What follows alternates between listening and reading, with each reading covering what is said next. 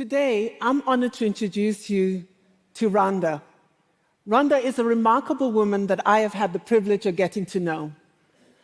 Rhonda is from Tambacounda, which is a rural town in Senegal. Like me, Rhonda is a mother and has also been raised on a farm.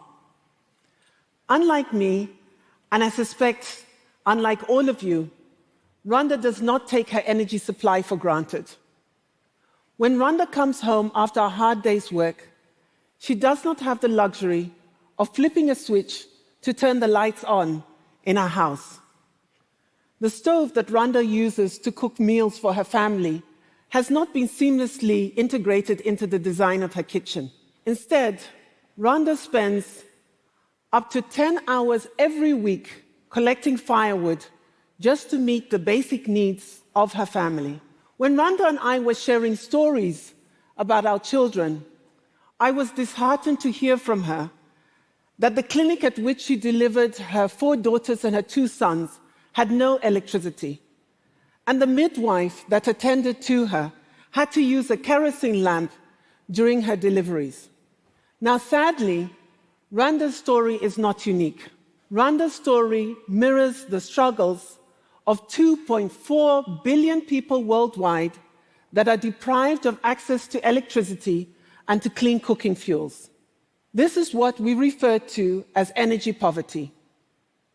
Energy poverty results in the deaths of 3.2 million people every single year due to diseases caused by exposure to indoor air pollution that disproportionately impacts women and children.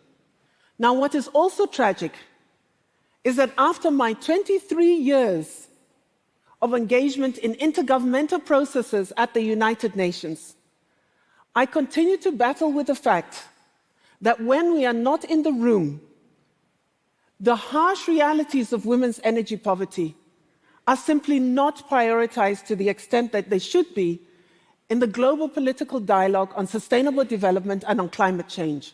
The mainstream narrative envisions a transition to net zero carbon emissions by 2050, largely driven by the deployment of large-scale renewable energy. This assumes that people already have access to energy and simply need to shift to cleaner and more sustainable alternatives. What it fails to acknowledge is that 1 in every 3 individuals on our planet do not have access to any form of modern energy.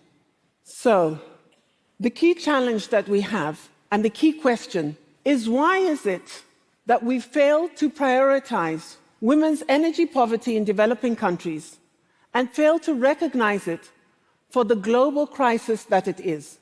This is a question and this is an issue that I have been grappling with for a long time. And I've come to the realization that one of the key reasons is that the energy sector is male-dominated and marginally representative of diverse and inclusive perspectives. Now, why do I say this? Research from the International Energy Agency shows us that women account for only 15% of the workforce in the energy sector. And when it comes to leadership positions, women such as myself, that is, women of color, are few and far between. We also know that gender-blind energy policies also contribute to the failure of the prevailing narrative to recognize that it's women like Rhonda that are the cornerstones and the agents of change to abolishing energy poverty. But here's the good news. A revolution is already underway. And this is a revolution that has been spearheaded by women grassroots organizations. These are women grassroots organizations that are being disruptive and are stepping up to lead the way from the current crisis to a sustainable energy future that is more possible and even closer than many of us realize. These women grassroots organizations embrace an approach that is referred to as leaving no one behind, that prioritizes universal access to reliable, affordable, sustainable energy as essential for livelihoods, for adaptation to climate change, and for building resilience. Now, what does this mean in practice? These initiatives are empowering women smallholder farmers like Rhonda with decentralized renewable energy technologies. These are technologies such as solar water pumps, mini-grids, clean cooking technologies that are equipping millions of women that, by the way, produce 80% of the food in developing countries with clean energy to irrigate their crops, to process their farm produce, to power agriculture equipment, while at the same time enabling them to adapt to climate change crises such as water shortages, and also reduce their reliance on expensive diesel generators. Now, I'm immensely proud to say and to share with you that only in less than 10 years, an example of 3 women-led organizations, that is Energia, my organizations, Solar Sitter, Frontier Markets, have supported a cohort of 42,000 women entrepreneurs that are operating in underserved markets where commercial distribution networks are inadequate. These women entrepreneurs have already fueled their local economies in their communities by providing renewable energy services to over 21 million consumers.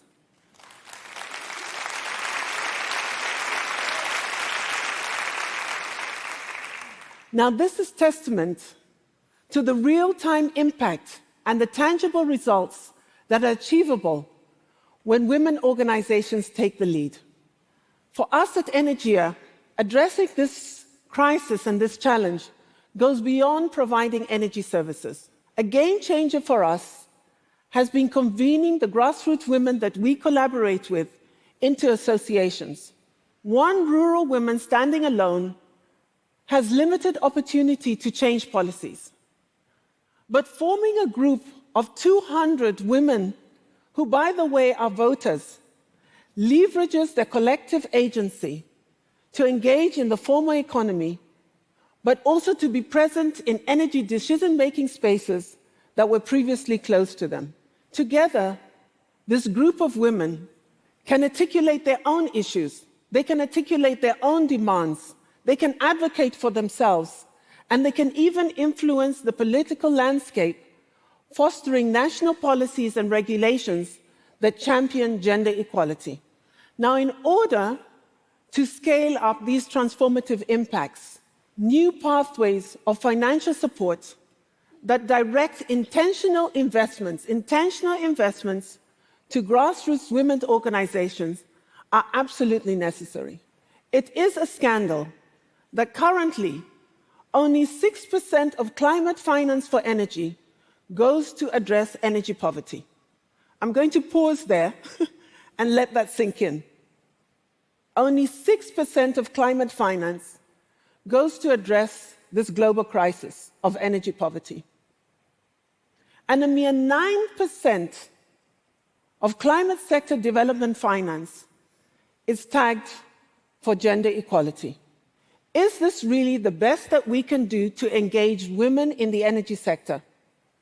My response is a clear no.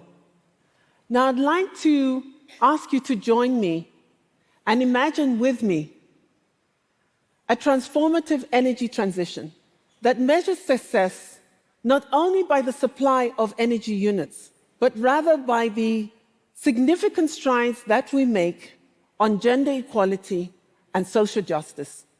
The energy future that we should all be moving towards is one that calls us to be collectively responsible for ending energy poverty.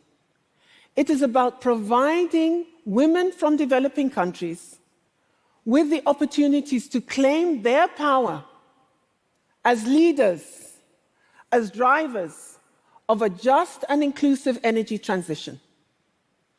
For me, the call to action is clear.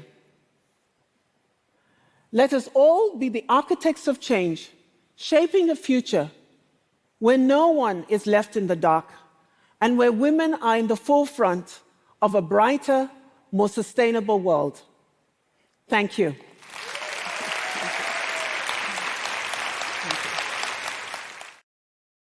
恳请点赞、订阅我们的频道，一起学习演讲中的实用英语。